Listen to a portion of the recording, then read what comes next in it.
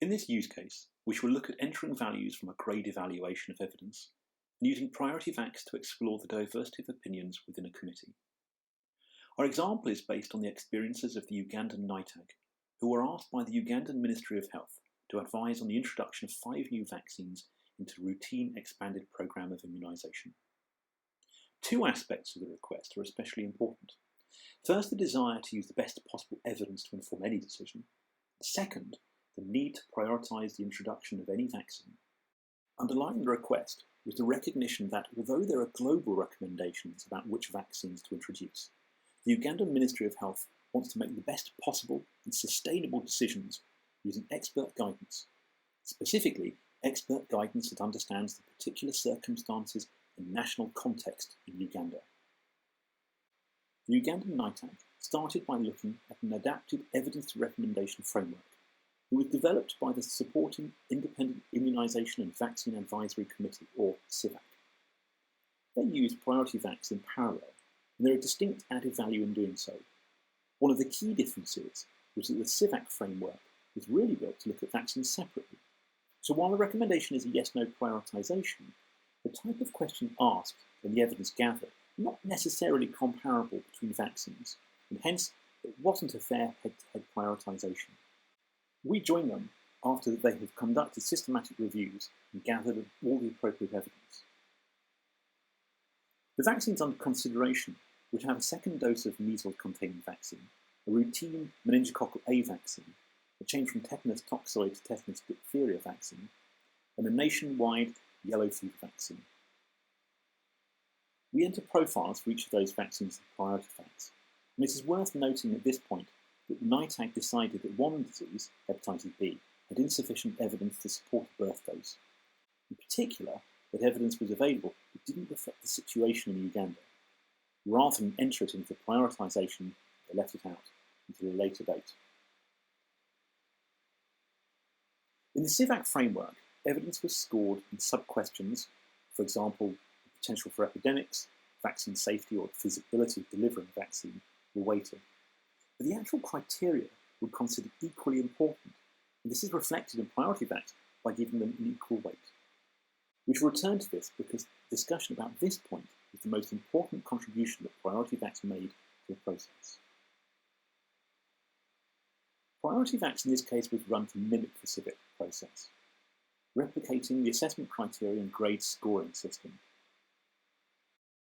Here, for example, we make an attribute to reflect the benefit to the population of introducing a vaccine. This criterion was meant to capture the protection from disease, setting a range on a Likert scale, but here we multiply by 10.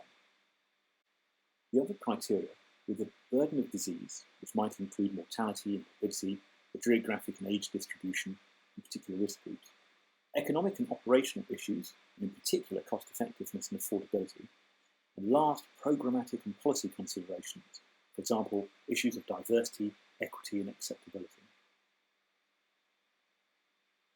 The scores from the grade evaluation were entered, and this is our evidence. In this case, high values reflect strong evidence, and low values reflect the weak evidence. The evidence for each vaccine were entered, but the criteria were the same for each of the vaccines. At this point, because data were entered for user-defined attributes, we can add citations for all the sources that we used.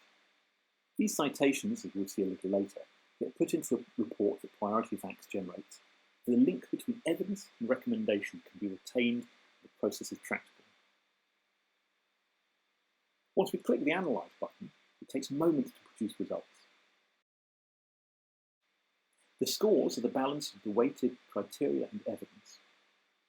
But the values are relative, so the interpretation of an absolute difference forms part of the discussion rather than reflecting any statistical significance, for example.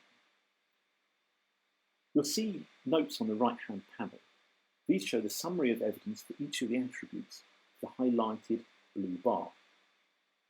As we hover over each bar, these details change, so we get a snapshot of what drives each vaccine. A principal feature of priority vacs is the ability to reconfigure the analysis.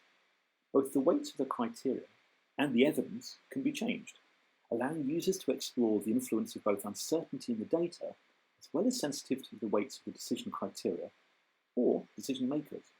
In this case, we'll review the latter, the relative importance of criteria selected. In our first run of the model, we used equal weights. In the next round, we can enter the UNITAG consensus values for the criteria. Each member of the UNITAG was asked to give a percent importance to each of the criteria. For example, their average scores showed they weighted severity of disease higher than economic benefit the vaccine would provide in averting infection and deaths.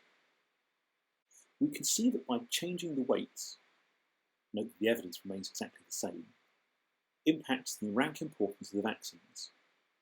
This is important. We see that opinions of the committee matter. From having 3 vaccines with basically the same score, now we can see that measles is ranked second and the meningococcal A vaccine is now ranked 4th. However, if we reconfigure this one last time, we can pick out one extreme opinion to illustrate what happens if you start to look at individual committee members. The ex officio members of the committee came from different institutions, the WHO Regional Office, UNICEF, with interests informed by multilateral positions and perspectives. These members had more divergent opinions than their core members, opinions that reflected their institutional positions and perspectives grounded largely in a national level focus.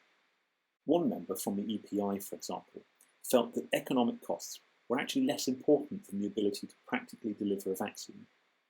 For example, if you make the assumption that funding can be found, then what determines success is whether there are appropriate health systems to support an introduction. We can explore the impact of such an opinion on the prioritisation scores.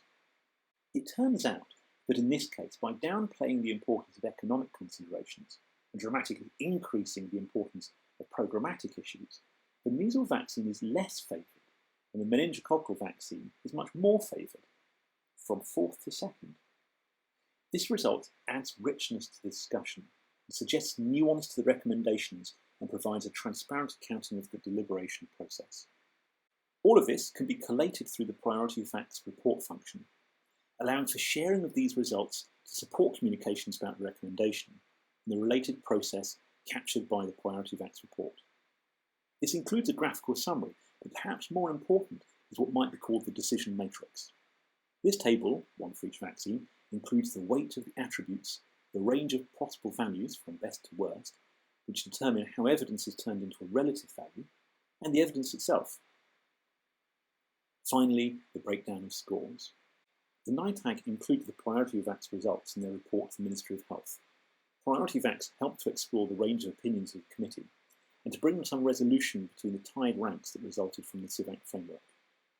The recommendations in the report to the Ministry of Health were accepted in full. In fact, the Ministry of Health forewent several rounds of guarded deadlines in order to give the UNITAG adequate time to come to the best evidence-informed recommendations. Furthermore, the Ministry have made more recent request that the evidence for hepatitis be reviewed in the hope that it could be integrated into the recommendations if new evidence is available. In this instance, the hepatitis data could be introduced into the existing analytical framework of Priority of Facts